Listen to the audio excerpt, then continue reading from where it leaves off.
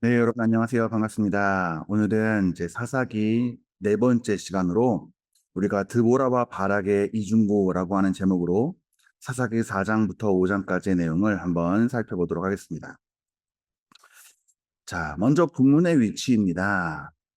이미 앞에서 언급했듯이 사사기는 두 개의 서론과 두 개의 결론, 그다음에 12사사, 6명의 대사사와 6명의 소사사, 그다음 반사사 아비멜렉에 대한 이야기를 포함하고 있습니다.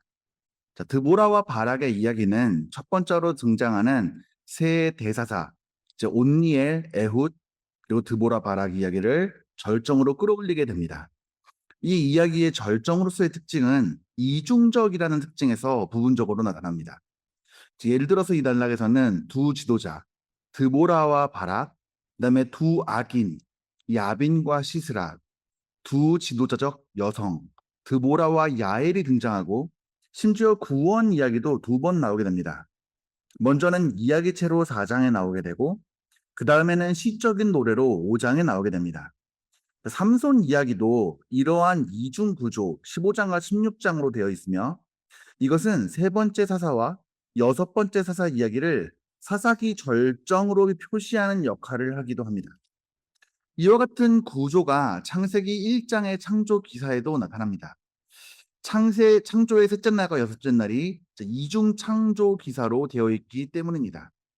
그러나 창세기 1장과 사사기의 이중 구조 사이에는 중요한 차이가 있습니다. 창세기 1장에서는 혼돈이 창조로 바뀌고 7일째 되는 날 하나님은 안식일의 왕으로 좌정하십니다. 그러나 사사기에서는 그때에는 이스라엘의 왕이 없었으므로 라는 구절에서 거꾸로 창조해서, 그러니까 하나님의 땅에 거하는 하나님의 백성에서 혼돈으로 돌아가게 됩니다. 다시 말해서 사사기의 구조는 이스라엘이 여호와를 자신들의 참 왕으로 받아들이기를 거부하여 창조 이전으로 돌아가는 것을 보여주기 위해 기획된 것입니다. 이는 사사기가 여호와께서 사무엘에게 이르시되 백성이 내게 한 말을 다 들으라. 이는 그들이 너를 버림이 아니요 나를 버려 자기들의 왕이 되지 못하게 함이니라 라고 말하는 사무엘상 8장 7절에 기록된 사건들로 옮겨가도록 우리를 준비시키는 한 방식입니다. 자, 큰 그림입니다. 온니엘은 우리에게 죄가 복음에 대한 기억 상실증에서 생겨난다는 것을 가르치고 에웃은 우리의 죄가 극도로 불쾌하고 혐오스럽다는 것을 가르칩니다. 이제 드보라와 바락, 야엘과 시스라는 우리의 죄가 고질적이고 악하지만 어두운 사사 시대뿐 아니라 현재까지도 죄와 악을 물리치겠다는 하나님의 약속이 여전히 유효하다는 것을 가르쳐 줍니다. 자, 이제 이러한 본문의 위치와 큰 그림을 가지고 우리가 한번 문제들을 풀어나가 보도록 하겠습니다. 자, 첫 번째 문제입니다. 여호와가 온니엘을 일으켜 이스라엘을 구원하시기까지 사사기 3장 8절에서요. 이스라엘은 얼마 동안 구산 리세다임을 섬겼습니까? 여호와가 에웃을 일으켜 이스라엘을 구원하시기까지 이스라엘은 얼마 동안 에글론을 섬겼습니까? 여호와가 드보라와 바락을 세우시기까지 이스라엘은 얼마 동안 야빈의 혹독한 압제를 받았습니까? 이 기간들이 이스라엘의 죄와 그들이 기꺼이 회개하고 여호와께 부르짖으려는 의도가 있는지에 대해 무엇을 가르쳐 줍니까? 이것은 우리의 삶에서 작용하는 죄의 힘과 고백과 회개의 중요성에 대해 무엇을 가르쳐 줍니까? 자, 우리가 계속해서 살펴보고 있는 바와 같이 사사기의 저자는 각 사사 이야기에서 반복되는 공식적인 구조를 사용합니다. 그것이 뭐였죠? 이스라엘의 배교와 하나님의 진노, 이방 민족의 압제, 이스라엘의 부르짖음, 하나님의 구원, 평화, 이러한 순환이 계속해서 있는 것이죠. 그 다음에 다시 이제 사사가 죽고 다시 이스라엘이 배교하고 이러한 순환이 이루어지게 됩니다. 그래서 그런데 이 질문은 이제 이스라엘이 얼마나 오랫동안 압제를 견딘 후에 하나님께 부르짖었는가에 대한 내용을 우리가 살펴보도록 합니다. 자, 본문에 따르면 사사기 3장 8절에서 이제 메소포타미아의 왕 구산 리사다임을 8년 동안 섬겼다라고 되어 있습니다. 그다음에 사사기 3장 14절에서 모압 왕 에글론은 18년 동안 압제하였습니다. 그리고 사사기 4장 3절에서는 하소람 야빈을 20년 동안 섬겼습니다. 자, 이 세 개의 기간은 단순한 역사적 기록이 아니라 죄의 본선과 인간의 영적인 상태를 보여주는 중요한 신학적인 메시지를 담고 있는 것이죠. 그것은 바로 첫 번째로 죄는 사람을 점점 무감각하게 만든다는 것입니다. 사사기에서 이스라엘은 하나님을 떠난 직후에 바로 회개하지 않았습니다.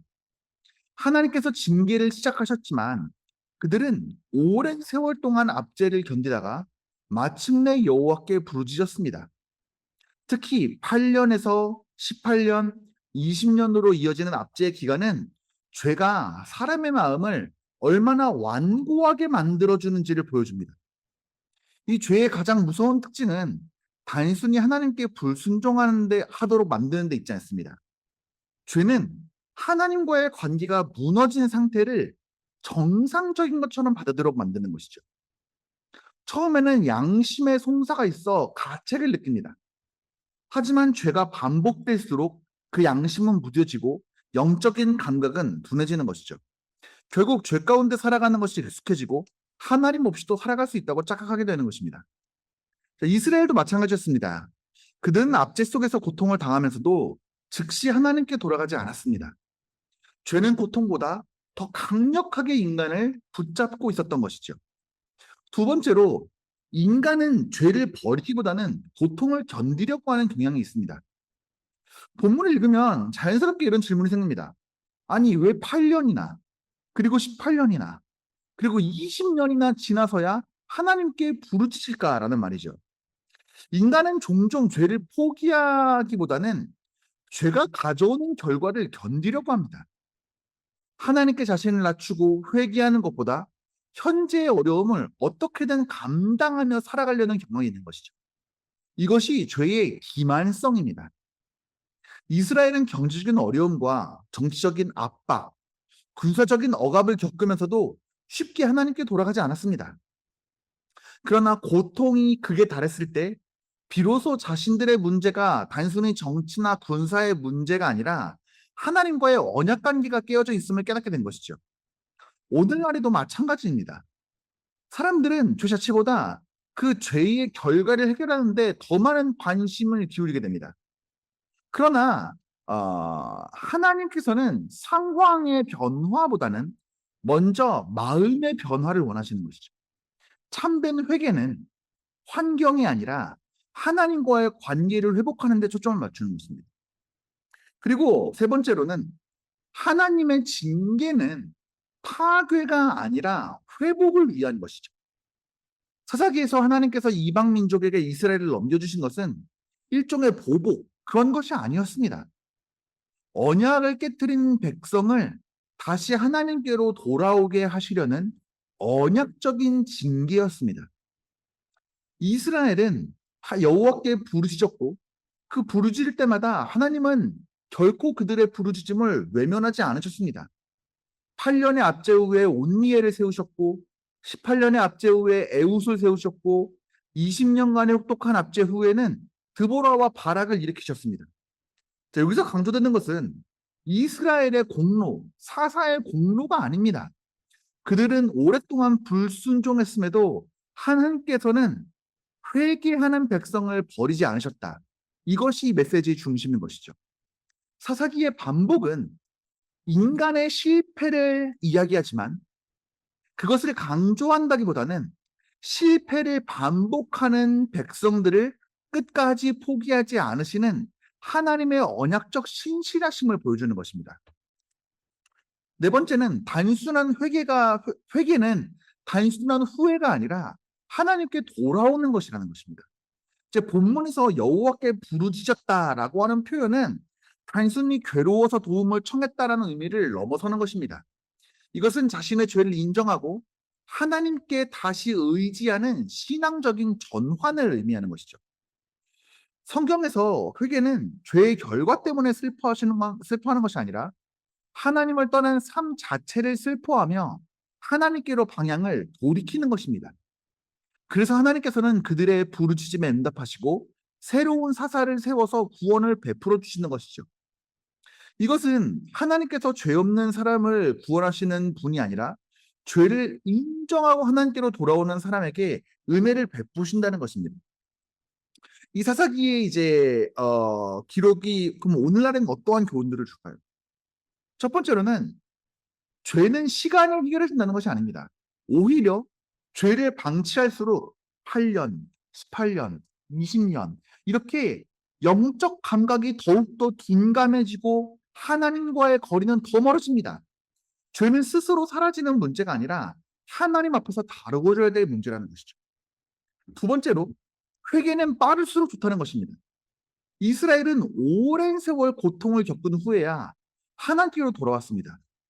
그러나 그 시간이 길어질수록 고통도 깊어졌지요. 하나님의 징계는 회개를 촉구하는 사랑의 손길이기 때문에 성도는 성령께서 죄를 깨닫게 하실 때 즉시 하나님께로 나가야 되는 것입니다. 셋째로 하나님의 은혜는 인간의 실패보다 크다는 사실을 기억해야 합니다. 사사기는 반복되는 인간의 죄보다 반복되는 하나님의 긍휼을 더욱더 강조합니다. 이스라엘은 반복해서 넘어졌지만 하나님께서는 반복해서 구원자를 보내셨습니다. 이것이 언약의 하나님이신 여호와의 신실하심입니다. 정리하자면 결국에 사사기 3장 8절, 3장 14절, 4장 3절은 죄가 인간을 얼마나 깊이 사로잡는지를 보여주는 동시에 하나님께서는 죄인을 멸망시키시기보다 회개를 기다리시며 부르시는 자에게 언제나 구원의 길을 열어주시는 자비로운 분이시는 것을 증거하는 것이죠. 따라서 성도는 죄를 가볍게 여기거나 회개를 미루는 것보다 날마다 하나님 앞에서 자신을 돌아보고 죄를 고백하고 돌이킴으로써 하나님과의 친밀한 관계를 지속적으로 회복해 가야 된다라는 교훈을 주게 됩니다. 자, 두 번째 질문입니다. 드보라는 사사이자 여선지자입니다. 또 하나의 이중적 특징이죠. 사사로서의 드보라의 역할이 온니가 에웃의 역할과 다른 점이 무엇입니까? 자, 드보라는 사사기에서 매우 독특한 인물이죠. 그는 사사이면서 동시에 여선제였으며 사사기에서 유일하게 이러한 두 직분을 함께 가진 인물이었습니다. 또한 그의 사역 방식 역시 앞서 등장한 온니엘과 에웃의 사역과도 분명한 차이를 보이는데요. 온니엘과 에웃은 모두 직접 이스라엘을 구원한 군사적인 지도자였습니다. 하지만 드보라는 직접 전쟁을 수행하는 사사가 아니라 지도하고 말씀을 전하는 사사였다는 것이죠.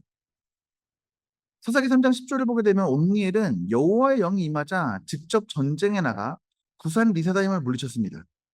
또 에웃은 치밀한 계획으로 모압 왕 에글론을 죽인 후에 백성을 이끌고 전쟁을 수행하여 모압을 정복했죠. 반면에 드보라는 칼을 들고 싸우는 장군이 아니었습니다. 그는 하나님의 뜻을 선포하고 바락을 부르며 하나님께서 이미 승리하신 승리의 약속을 전했습니다. 실제 군대를 이끌고 전투를 수행한 사람은 바락이었죠. 그렇기 때문에 이제 온니엘과 에웃이 직접 구원을 실행하는 사사였다면 드보라는 하나님의 뜻을 계시하고 백성을 지도하는 사사였다라는 것이 다른 점입니다. 또한 드보라는 이제 재판하는 사사의 모습을 분명하게 보여주는 것이죠. 이제 사사기에서의 사사는 단순히 전쟁을 지휘하는 영웅만을 의미하지 않습니다. 원래 사사는 하나님의 백성을 다스리고 분쟁을 해결하며 정의를 세우는 지도자였습니다. 사사기 4장 5절은 드보라에 대해서 이렇게 말합니다.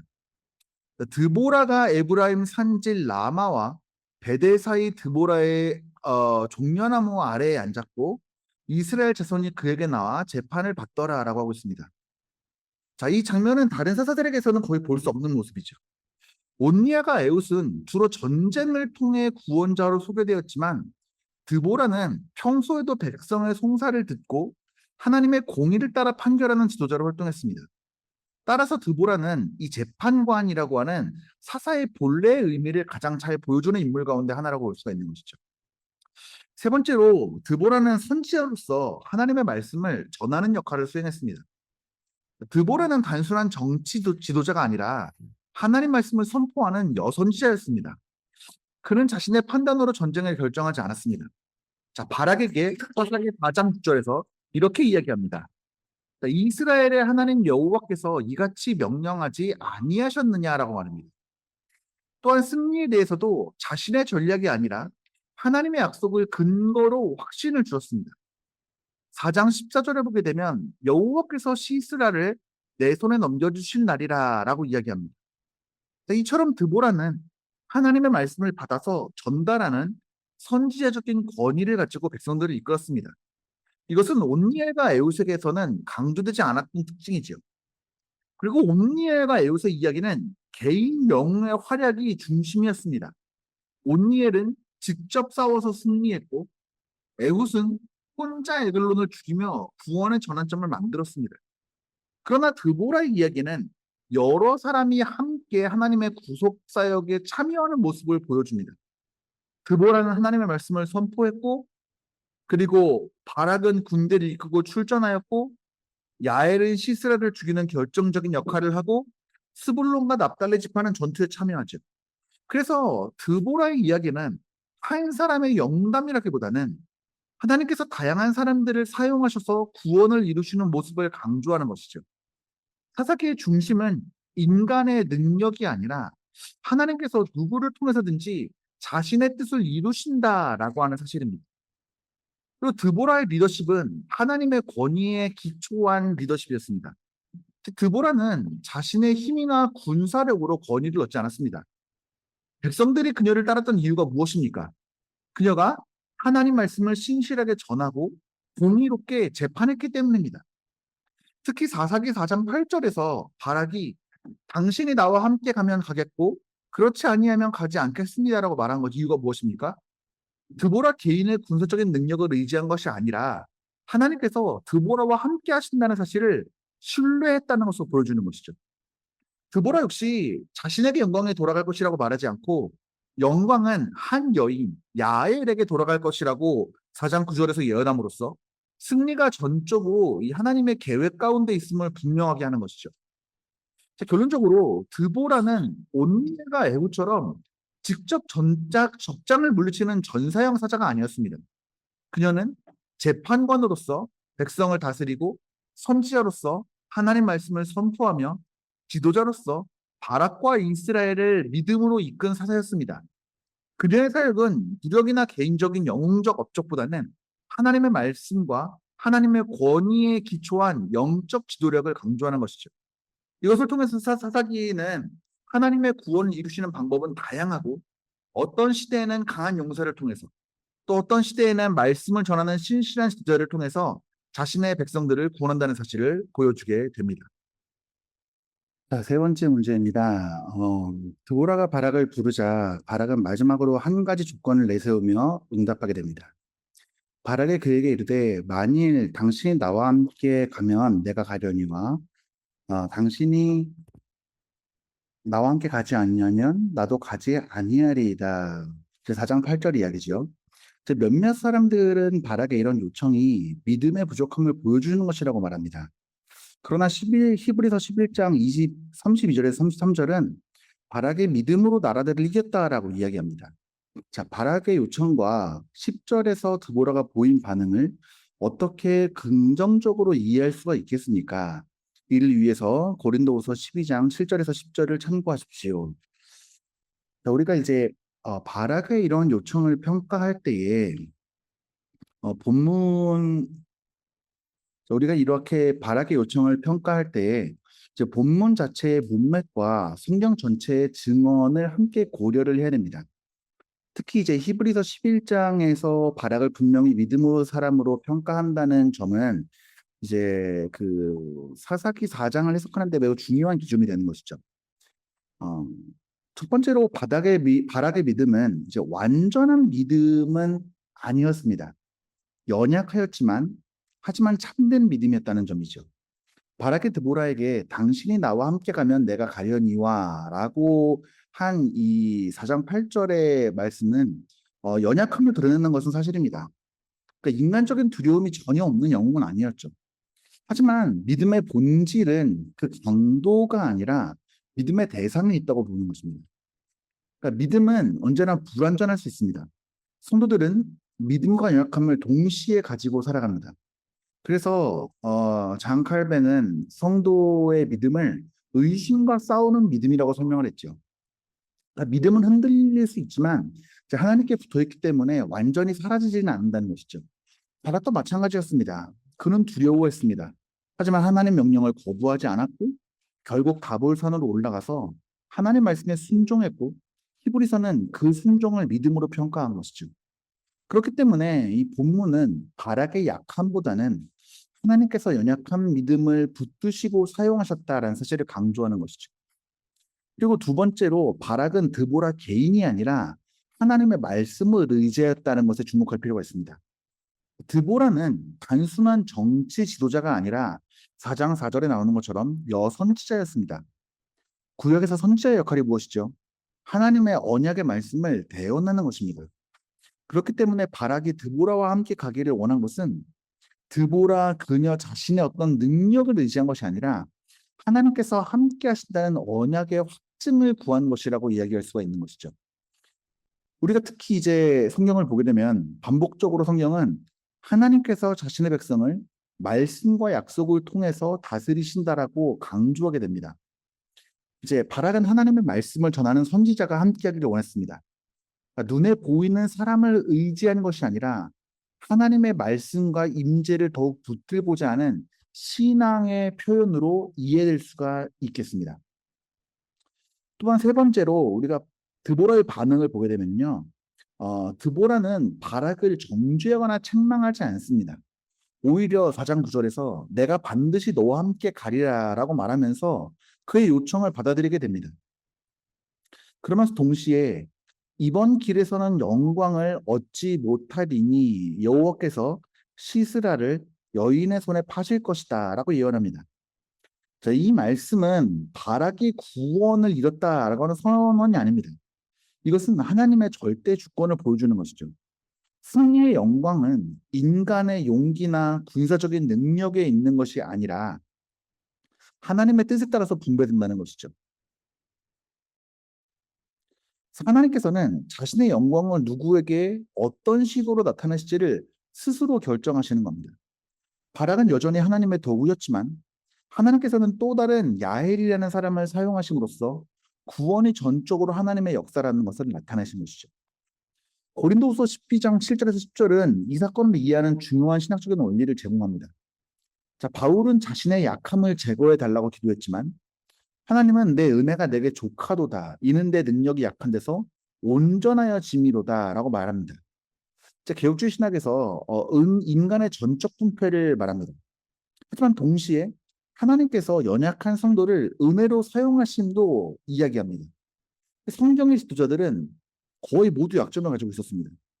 모세는 말이 둔했고, 기도는 계속 표징을 구했고, 다윗은 중대한 죄를 범했고, 베드로는 예수님을 3번 부인했죠. 그러나 하나님께서는 완전한 사람을 찾으시는 것이 아니라 자신의 은혜로 사람을 붙드시고 사용하시는 것이죠. 바락 역시 인간적인 연약함을 가지고 있었지만 하나님께서는 바로 그 연약한 사람을 통해서 이스라엘을 구원하신 것입니다. 그래서 우리가 본문을 중심적으로 살펴볼 때는 이 바락이 아니라 하나님의 언약적 신실하심을 바라봐야 되는 것입니다. 본문의 이야기의 주인공은 바락도 드보라도 아니고 하나님께서 드보라를 세우시고 바락을 부르시고 스불론과 납달리를 움직이시고 기손강을 사용하셨으며 마지막에 야엘을 통해 시스라를 심판하셨다. 이 모든 것이 하나님의 주권적인 섭리 가운데 이루어졌다라는 것을 봐야 하는 것이죠. 그래서 바락은 그 거대한 하나님의 구원 역사 속에서 믿음으로 순종한 도구였다는 것입니다. 또한 이제 우리는 바락의 연약함을 통해서 궁극적으로 그리스도를 바라보게 되는 것이죠. 그의 약한 모습들은 다른 사람의 도움을 필요로 하는 연약한 인간 사사의 한계를 보여줍니다. 반면에 예수 그리스도께서는 참된 사사이시고 왕이심으로써 그분은 두려움 때문에 순종을 미루지도 않으셨고 아버지 뜻에 완전하게 순종하셨죠. 또한 다른 사람의 도움으로 구원을 이루신 것이 아니라 자신의 순종과 십자가의 희생으로 하나님 백성을 완전하게 구원하셨습니다. 그렇기 때문에 이 바락의 이야기는 인간 지도자의 연약함을 드러내는 동시에 궁극적으로 흠 없는 믿음과 완전한 자기 순종으로 백성을 구원하시는 참된 사사이신 그리스도를 바라보게 한다라고 이해할 수가 있겠습니다. 자, 사사기 4장 15절에 따르면 실제로 누가 시스라의 병거와 온 군대를 물리쳤습니까? 라고 하는 질문이 또한 이어지게 됩니다. 자, 사사기 4장 15절에서는 이 전쟁의 승리가 누구에게 속한 것인지를 매우 분명하게 밝히고 있죠. 본문은 바락이 시스라의 군대를 물리쳤다고 이야기하지 않습니다. 여호와께서 바락 앞에서 시스라와 그의 모든 병거와 그의 온 군대를 칼날로 혼란에 빠뜨리심에라고 하면서 오직 여호와께서 시스라의 병거와 온 군대를 패하게 하셨다라고 이야기하는 것이죠. 이것은 사사기 전체에 반복해서 나타나는 중요한 신학적인 주제입니다. 하나님께서는 사사들을 사용하시지만 구원의 주체는 언제나 하나님 자신이십니다. 사사들은 구원의 원인이 아니라 하나님의 구원 사역을 위한 도구인 것이죠. 따라서 이스라엘 백성들이 자랑할 것은 바락의 용기나 군사적인 능력이 아니라 언약을 기억하시고 자기 백성을 위해 싸우시는 하나님의 은혜라는 것이죠. 이러한 사실은 사사기 5장에 기록된 드보라의 노래에서 더 분명해집니다. 드보라는 승리의 원인을 바락의 전략이나 전술에서 찾는 것이 아니라 하나님의 투자연적인 개입에서 찾는 것이죠. 이제 기손강은 그들을 휩쓸었으니라고 이제 사사기 5장 21절에 나오게 되잖아요. 이제 많은 학자들은 이 표현이 하나님께서 폭우를 내리셔서 기손강이 범람하게 됐고 그 결과 철병거 900대가 진흙에 빠져서 제 기능을 하지 못하게 되었다라는 것을 이제 암시했다고 이해하게 되죠. 당시에 철병거는 이제 평지에서는 막강한 무기였지만 진흙탕에서는 오히려 전쟁에 방해가 되는 물건이었죠. 그러니까 인간적으로는 당시에 가장 강력했던 무기가 하나님의 섭리 앞에서는 아무런 힘도 발휘하지 못하는 것입니다. 그렇기 때문에 이 본문은 하나님의 주권적인 섭리를 잘 보여주는 것입니다. 하나님께서는 바락의 순종, 드보라의 예언, 그다음에 자연현상, 심지어 야엘의 행동까지도 하나님의 구원 계획 안에서 사용하셨습니다. 그리고 이 모든 수단보다 앞서는 것은 하나님의 주권적인 역사였습니다. 바락은 싸웠지만 승리를 주신 분은 하나님이셨고 야엘은 시스라를 죽였지만 시스라를 그의 손에 넘기신 분도 하나님이시죠. 또한 이 사건은 성경 전체에서 반복되는 원리를 보여주는데요. 하나님께서는 종종 인간적으로 약한 백성을 사용하시면서도 승리의 영광은 결코 사람에게 돌리지 않으십니다. 왜냐하면 스가랴서 4장 6절에 보이는 것처럼 이는 힘으로 되지 아니하며 능력으로 되지 아니하고 오직 나의 영으로 되느니라 라고 하는 원리와 일맥상통하기 때문입니다. 그렇기 때문에 결국에 사사기 4장 15절에서 이 전쟁의 진정한 승리자는 바락이 아니라 여호와 하나님이시다. 언약을 신실하신 하나님이시다라는 것을 선포하게 되는 것입니다. 자, 사사기 5장의 노래는 전쟁과 시스라의 군대의 패배에 대해서 어떻게 설명합니까? 특히 4절과 5절 그리고 20절과 22절을 보십시오. 시스라의 병거 부대가 대홍수로 인해 패배한 것은 이스라엘이 이전에 겪은 어떠한 전쟁을 상기시킵니까? 자, 사사기 5장은 이 드보라와 바락의 승리를 노래 형식으로 해석해주는 본문입니다. 4절, 5절과 20절, 22절은 이 전쟁의 본질이 인간의 군사력이 있는 것이 아니라 여호와의 우주적인 개입이라는 것을 분명하게 드러냅니다. 사사기 5장 4절에서 5절을 보게 되면 이렇게 노래합니다. 여호와여 주께서 세일에서부터 나오시며 에돔들로에서부터 진행하실 때 땅이 진동하고 하늘이 누수하며 구름도 불을 내렸나이다. 산들이 여호와 앞에서 진동하였나이다.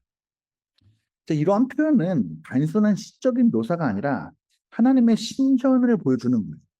그러니까 하나님께서 전쟁에 개입하실 때에 자연질서 전체가 반응하는 장면을 묘사하는 것이죠. 땅의 진동과 하늘의 폭우와 산의 흔들림이 모두가 이 하나님께서 전쟁의 주체로 등장하신다는 것을 보여주는 것입니다. 그렇기 때문에 이 시스라와의 전쟁은 인간 군대 간의 충돌이 아니라 결국에는 이 창조주이신 하나님과 이방 세력 사이의 대결로 이해되어야 된다라는 것이죠. 또한 사사기 5장 20절에서 22절에 보게 되면은 이 자연이 군대를 작용하는 것으로 보게 됩니다. 이 부분은 시스라 군대의 패배를 이렇게 설명합니다. 별들이 하늘에서부터 싸우되 다니는 길에서 시스라와 싸웠도다. 기손강은 그들을 휩쓸었으니. 자, 여기서 핵심은 기손강입니다. 자, 기손강은 엄청나게 거대한 강이 아닙니다. 평소에는 작은 강이었지만 폭우로 인해서 범람하면서 전차가 움직일 수 없는 진흙탕이 되었고 철병과 구벽대를 가진 가나안 군대의 가장 강력한 무기가 오히려 무력화된 것이죠. 자, 드보라는 이것을 별들이 싸웠다라고 표현합니다. 이것은 단순히 어떤 시적인 표현이나 천문학적인 사건이 아니라 이제 하늘의 군대, 곧 하나님의 주권적 섭리 아래서 자연 전체가 이 전쟁에 동원되었다는 것을 상징하는 언어이죠. 결국에 승리는 인간의 전략이 아니라 하나님께서 보내신 폭우와 지형의 변화 속에서 이루어진 것입니다. 자, 이 승리가 상기시키는 이전 전쟁이 하나 있습니다. 그것은 바로 출애굽기 14장에서 일어났던 홍해의 사건입니다. 두 사건의 공통점은 매우 분명하죠. 인간적으로 불가능한 상황에서 하나님이 직접 개입하셨다는 것과 강력한 군대, 애국과 가나안이 물에 의해 무력화된 것과 그다음에 하나님의 백성은 싸움보다는 구원받는 위치에 있었다는 것과 또한 자연 요소가 하나님의 심판의 도구로 사용되었다라는 것이죠. 그래서 홍해에서는 애국 군대가 물에 잠겼고 사사기 5장에서는 시스라의 병거 군대가 기손강의 범람으로 무너지죠. 그렇기 때문에 따라서 사사기 5장은 사실상 새로운 출애굽의 구조를 가지고 있는 것입니다. 하나님은 과거에서 홍해에서처럼 이번에도 물을 사용하셔서 자신의 백성을 압제해서 구원하신 것이죠. 그렇기 때문에 우리가 개혁주의 관점에서 보게 될 때 이 본문은 하나님의 섭리의 일관성을 강조하는 것입니다. 하나님은 과거 홍해에서 역사하셨던 방식 그대로 사사시대에도 역사하신 것이죠. 구원의 방식은 인간의 시대에 따라 변하지 않고 언제나 동일하게 하나님의 주권적인 은혜와 능력에 기초하는 것입니다. 그래서 애굽의 군대도 하나님 앞에서 무력했고 가나안의 철병거도 하나님 앞에서 무력했습니다. 이것은 이스라엘의 군사력이 아니라 하나님의 신실하심이 구원의 근거다라는 것을 보여주는 것입니다.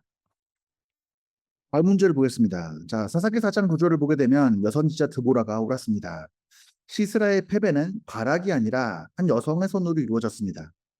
흥미롭게도 야웰이 시스라를 죽인 내용이 이 이야기 전체에서 거의 30%, 그러니까 24구절 중에서 7구절을 차지합니다. 사사기 7장 2절의 맥락에서 여호와는 왜 이렇게 예상치 못한 이례적인 방법으로 일하셨을까요? 자, 사사기 4장에서 5장의 핵심은 하나님께서 왜 예상 밖의 방식으로 구원을 이루셨는가를 보여주는 데 있습니다. 특히 이제 야엘을 통한 시스라의 죽음과 이 여성 중심의 역전 구조는 단순한 우연이나 부차적인 사건이 아니라 하나님의 구원 방식을 또 신학적인 메시지로 드러내는 것이죠. 사사기 4장 9절에서 이미 드보라는 바락에게 이야기합니다. 이 길로 가는 영광은 내가 얻지 못하리니 여호와께서 시스라를 여인의 손에 파시니라. 자, 이 선언은 처음부터 승리의 방향이 인간 영웅 중심이 아니라는 것을 보여줍니다. 하나님께서는 의도적으로 전쟁의 영광 구조를 뒤집으십니다. 당시의 군사 문화에서 전쟁의 영광은 어디로 돌아갑니까? 강한 장군과 군대에게 돌아가는 것이 당연한 것이었죠. 그러나 하나님은 시스라라고 하는 가장 강력한 적장을 한 무명의 여인의 손에 넘기심으로써 인간의 공로 체계를 무너뜨리십니다. 이것은 하나님의 주권적인 섭리 속에서 인간의 자랑을 제거하시는 방식인 것이죠. 그러니까 하나님은 구원을 인간의 능력이 아니라 전적으로 자신의 은혜로 드러나게 하시는 것이죠. 그래서 가장 약하다고 여겨진 자를 통해서 당신의 능력을 드러내십니다. 야엘이 누구였습니까? 야엘은 전쟁 지도자도 아니고 이스라엘 군인도 아니고 갠 사람으로서 이스라엘 외부에 위치한 인물입니다. 사회적으로도 군사적으로도 가장 약한 위치에 있었습니다. 그러나 하나님께서는 바로 그 손을 사용하셔서 이 시스라를 심판하셨습니다. 이것은 사사기 전체에서 반복되는 패턴이죠. 기도는 300명으로 미디안 대군을 격파하였고 삼손이라고 하는 기간 많은 인물을 통해 블레셋 압제를 격파하셨고 야엘은 외부적 여인이고 그다음에 비전투자인데 이를 통해 결정적으로 승리합니다. 이것은 고린도전서 1장 27절에서 29절의 원리와 일치합니다. 하나님께서 세상의 약한 것들을 택하사 강한 것들을 더 뜨겁게 하신다는 것이죠. 그래서 하나님께서는 능력 있는 자를 배제하신다라는 것이 아니라 자랑할 수 없는 구조의 구원을 설계하심으로써 은혜의 성격을 드러내시는 것이죠. 시스라의 패배는 전쟁 전략의 결과가 아니었습니다. 이것은 야엘의 행동 역시 단순한 인간적인 기지나 우연이 아니라 하나님께서 진행하고 계신 구원 역사 속에서의 결정적인 도구로 이해되는 것이죠. 개혁주의 관점에서 이것은 하나님의 2차적인 원인의 사용입니다. 하나님은 직접적, 기적적뿐만 아니라 인간의 행동, 자연 현상, 상황까지도 사용하셔서 자신의 주권적인 지침 가운데 사용하시는 것이죠. 그래서 사사기 4장에서 5장은 신학적인 역전 구조를 보여주는 것이며 가장 약한 자가 승리의 도구가 된다는 것이죠. 군사적 강자인 시스라는 여성에게 패했고 철변과 구백대는 진흙에게 무력화가 되었고 전쟁 영웅 과락은 결정적인 순간에 비중이 감소하였고 이름 없는 야엘이 중심 인물로 부각하는 것이죠. 이 구조는 인간 질서의 붕괴라기보다도 하나님 나라의 질서의 계시입니다. 하나님 나라에서는 힘과 지위가 아니라 하나님의 주권과 말씀에 대한 신뢰가 승리를 결정하는 것이죠. 이러한 이례적인 구원 방식은 단지 사사기만의 특징이 아니라 성경 전체의 흐름입니다. 계획주의적 그리스도 중심의 해석에서는 다음과 같이 해석합니다. 하나님은 강한 군대를 통해서 구원하지 않으시고 약하고 낮은 자를 통해 구원하심으로써 궁극적으로 십자가라고 하는 가장 약해 보이는 방식으로 구원을 완성하시는 것이죠. 이 야훼를 통한 승리는 인간적으로는 비상식적인 방식으로 보이지만 신학적으로는 이 십자가의 패턴을 예표하는 구조입니다. 그러니까 약함을 통한 승리하는 원리가 이미 사사기에서 드러나고 있다라고 이야기할 수가 있겠습니다. 다음 문제를 보게 되면 사사기 5장의 노래 이제 24절에서 27절은 야엘이 하나님의 대적을 물리친 것을 어떻게 묘사합니까? 긍정적입니까? 부정적입니까? 라고 하는 질문입니다. 자, 사사기 5장 24절에서 27절은 야엘이 시스라를 죽이는 장면을 매우 인상적으로 묘사하고 전체적으로 강하게 긍정적인 평가를 담고 있습니다. 그런데 이것은 그 잔혹한 장면을 비유하는 것이 아니라 이제 언약 백성에 대한 하나님의 공의로운 심판이라는 틀 안에서 이해되어지는 것입니다. 드보라는 야엘을 이렇게 묘사하죠. 여인들 중에서 가장 복되리라라고 말합니다. 이제 그리고 그녀의 행동을 반복적으로 강조합니다. 물을 청하는 시스라에게 젖을 주고 그를 덮어 숨겨주고 말뚝과 망치를 사용해서 결정적으로 죽이는 것이죠.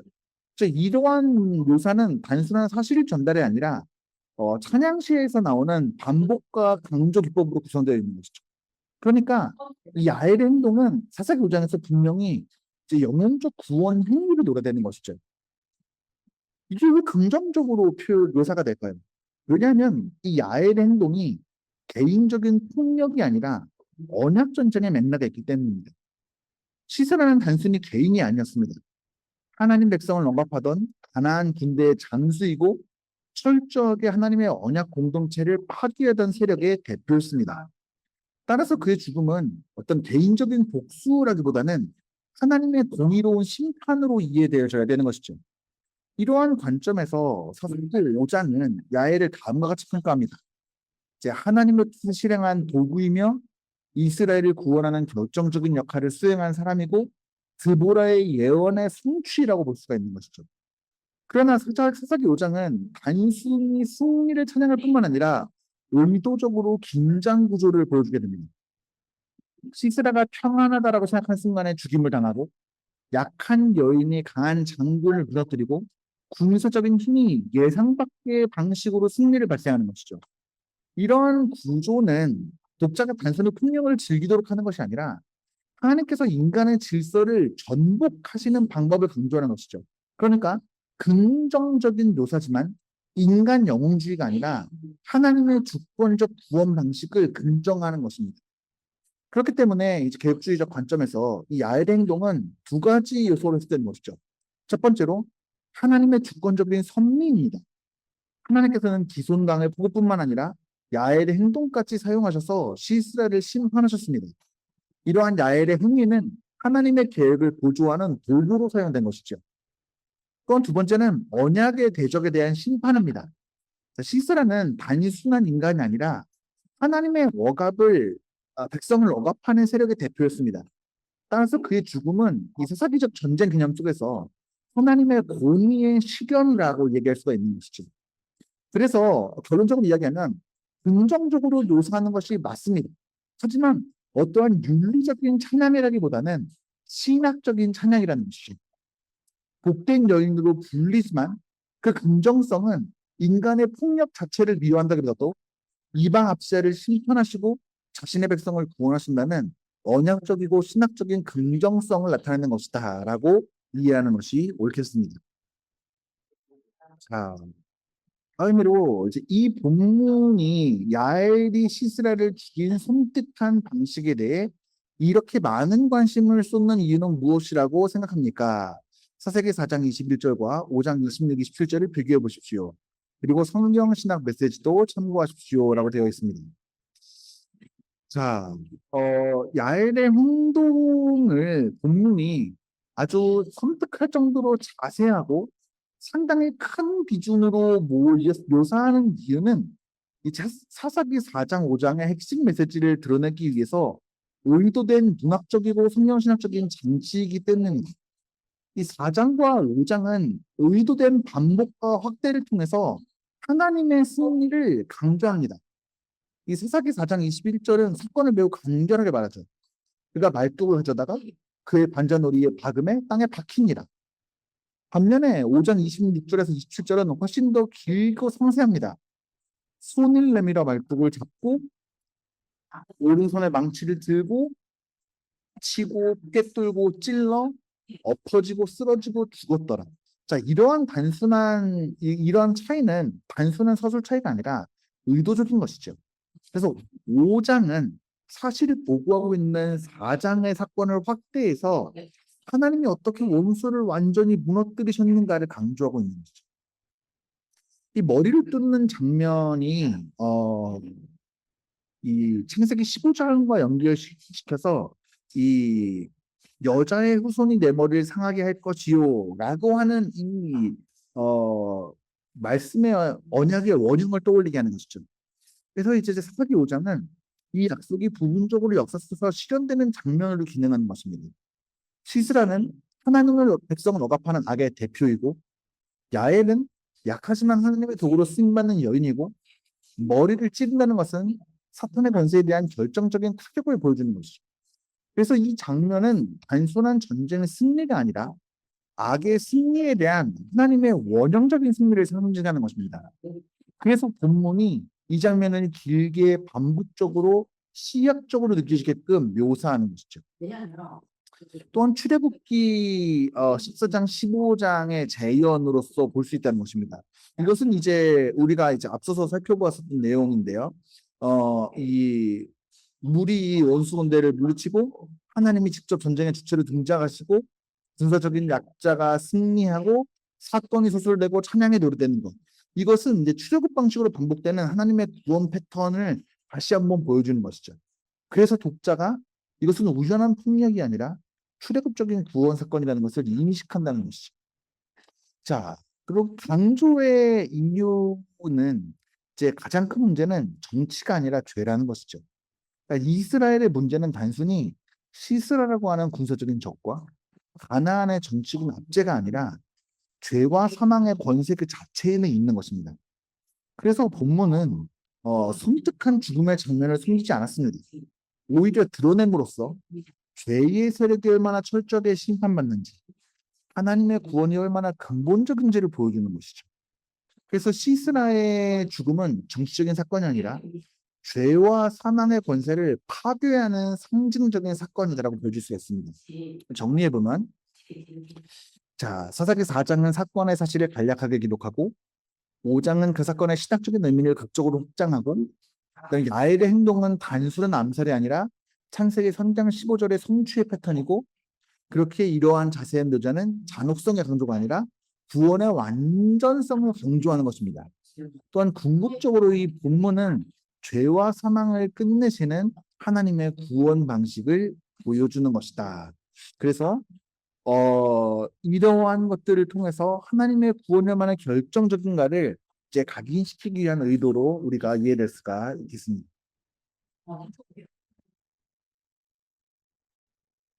자, 사사기 5장의 노래는 드보라의 7절, 12절, 15절과 바락 12절, 15절과 야엘 24절에서 27절을 사용하여서 이스라엘을 기적적으로 구원하신 여호와를 기념합니다.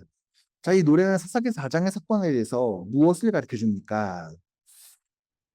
자, 사사기 4장에서 일어난 사건을 단순히 다시 말하는 노래가 아니라 그 사건을 신학적으로 의미를 해석해주는 해석된 연강으로서 기능하는 것이죠. 그래서 4장의 역사라면 5장은 그 역사의 하나님 중심의 해석입니다. 그래서 구원의 주체가 바락과 드보라가 아니라 여호와시라는 것을 가르쳐 주는 것이죠. 사사기 4장에서 드보라, 바락, 야엘이 각각 중요한 역할을 하지만 사사기 5장은 반복해서 승리의 원인이 인간이 아니라 하나님께 있다는 것을 얘기하죠. 4절에서는 여호와께서 나가사, 5절에서 여호와여, 9절에서는 내 마음이 이스라엘 방백들을 사모함은 그 다음에 이제 5장 20절에서 별들이 싸우고 21절에서 기손강이 그들을 휩쓸었으니 라고 말하면서 이제 4장에서는 누가 무엇을 했는가 중심이라면 5장에서는 하나님께서 어떻게 싸우시는가를 중심으로 재구성되는 것이죠. 따라서 인간 사사들은 구원의 도구이지 구원의 원인이 아니라는 것을 분명하게 보여줍니다. 그리고 또한 인간 영웅의 사사를 하나님의 구원사로 재해석하는 것이죠. 사사기 4장은 비교적 소수적으로 진행됩니다. 드보라의 부름, 바락의 출전, 시세라의 패배, 야엘의 결정적인 행동. 그러나 이제 5장은 이 모든 흐름을 하나님의 전쟁으로 재해석하는 것이죠. 이제 드보라는 단순히 예언자가 아니라 하나님께 쓰임받은 증언자였고, 바락은 군사적 영웅이 아니라 하나님의 명령에 쓰임받은 하나님의 명령에 순종한 도구였고, 야일은 인간의 전략이 아니라 섭리적인 도구였다는 것이죠. 그래서 이제 인간 중심의 했던 구조를 해체하고 하나님 중심 구조로 재정의라는 것입니다. 그리고 5장은 계속해서 비정상적인 방식을 강조합니다. 강한 군대는 자연에 의해 무너지고 철병거는 진흙에 의해 무너지고 전쟁 영웅이 아니라 여인들이 결정적인 역할을 수행한다. 라는 데 예상 밖의 양식을 보여주죠. 특히 이제 드보라와 바락과 야엘의 강조는 하나님의 구원이 사회적 기대와 권력 구조를 완전히 뒤엎는 방식으로 이루어졌다는 것을 보여주게 됩니다. 사사기 5장은 하나님은 인간이 이상한 방식으로 일하지 않으신다라는 교훈을 주는 것이죠. 또한 사사기 4장의 이러한 사건은 우연의 승리가 아니라 결국은 구원이라는 것을 보여줍니다. 4장만 보게 되면 우연처럼 보일 수 있습니다. 갑자기 폭우가 내리고 시세라가 도망가고 야엘이 의원이 만나고 말뚝으로 죽이고, 그런데 이것은 5장에서 우연이 아니라 하나님께서 의도적으로 설계하신 구원 사건이라는 것을 밝혀주는 것. 5장 4절에서 여호와께서 나가사라고 되어 있고 20절에서 여호와의 별들이 싸운다고 되어 있고 21절에서 기손강에 그들을 휩쓸었다고 나와 있습니다. 5장은 하나님께서 이미 모든 과정을 통제하셨다라고 하는 신학적인 선언인 것이죠. 또한 드보라와 바락과 야엘의 역할은 단순히 역사적인 인물이 아니라 하나님의 구원 방식의 상징이죠. 드보라는 말씀과 지혜, 바락은 두려움과 순종, 야엘은 예상 밖의 결정적인 도구를 보여주는 것입니다. 감사합니다. 이 구조는 고린도전서 1장 27절과 연결되는 원리입니다. 하나님께서는 세상의 약한 것들을 택하사 강한 것들을 부끄럽게 하신다는 것이죠. 그러니까 사사기 5장은 하나님 나라의 역사를 궁극적으로 보여주고 있는 것이다라고 해석하게 됐습니다. 자, 홍해에서 패배한 애굽에 대한 노래인 출애굽기 1장 15장 1절에서 21절 읽어보십시오. 이 노래와 드보라의 바락의 노래가 기념하는 또는 주요한 주제를 빌어볼 때 두 노래는 어떤 연관성이 있습니까? 출애굽기 15장의 모세와 미디안의 노래와 사사기 5장의 드보락과 바락의 노래는 단순히 비슷한 승전가가 아니라 성경 전체에서 매우 중요한 구원 패턴의 반복과 확장을 보여주는 신학적 연기를 갖고 있는 것이죠. 두 노래 모두 여호와의 전쟁을 기림합니다. 애굽의 군대가 홍수에 수장되고 여호와께서 친히 싸우시고 이스라엘은 구경하는 백성이고 라고 한 창세기 15장에서의 노래는 이런 것들을 찬양하는 것이고요. 사기 5장은 하나님의 가나안 군대가 기송강에서 패배하였고 여호와께서 폭우와 자연을 통해서 싸우셨고 그다음에 이스라엘은 승리를 받는 공동체라 하는 사실을 가지고 있죠. 그래서 두 노래 모두 핵심 메시지는 이것입니다. 전쟁의 승리는 인간이 아니라 여호와께 속한다는 것이죠. 또한 두 사건 모두 물이 핵심 도구로 사용되게 됩니다. 이것은 단순한 자연스러운 현상이 아니라 이제 이런 의미를 갖고 있습니다. 하나님께서는 물을 사용하셔서 악을 심판하시고 자기 백성을 구원하신다. 이 구조로 창조 질서가 하나님의 심판과 구원의 도구다라는 것을 보여주게 되는 것이죠. 그리고 이제 두 사건 모두 사건으로 시작되어서 노래로 끝나게 됩니다. 출애굽기 14장은 15장의 노래로 끝나고 사기 4장은 5장의 노래로 끝나죠. 이 구도는 의도적인 것입니다. 본 사건은 단순히 기록되어져야 될 신학적인 사건이 다시 말씀드리겠습니다. 죄송합니다. 구원 사건은 기록되고 해석되어져야 하는 신학적인 사건이라는 의미입니다. 그러니까 노래는 단순한 감정 표현을 넘어서서 사건의 의미를 신앙 공동체에게 각인시키는 신학적인 혜택 장치입니다. 또한 이제 그 노래가 말하는 궁극적인 핵심에는 이것입니다. 하나님은 과거만 구원하신 것이 아니라 현재에도 동일한 방식으로 구원하신다라는 것이죠. 출애굽기 15장은 처음에 큰 군복, 구원, 그다음에 사사기 5장은 패턴의 반복, 따라서 노래는 다음과 같이 연결됩니다. 하나님께서는 역사 속에서 동일한 방식으로서 자기 백성을 구원하시는 언약에 신실하신 분이시다. 그래서 이제 결론입니다.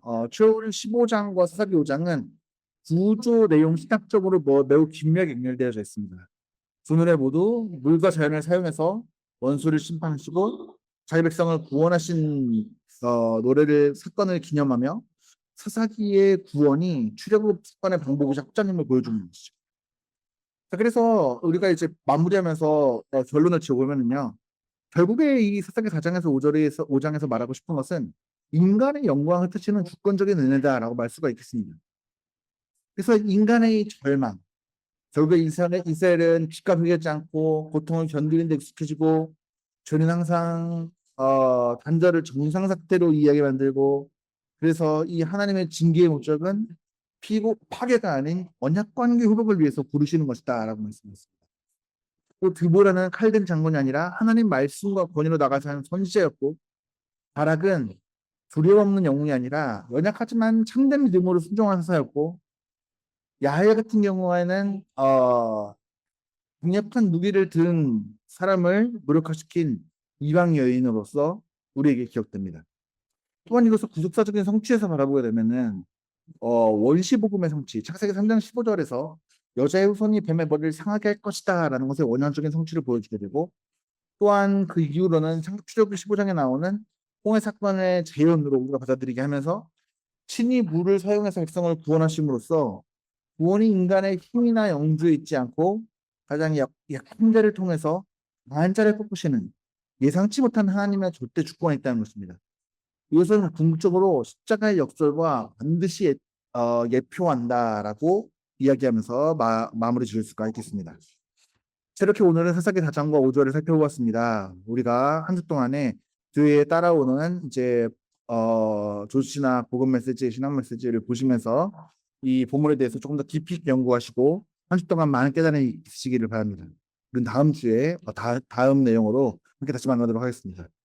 끝까지 들어주셔서 감사합니다.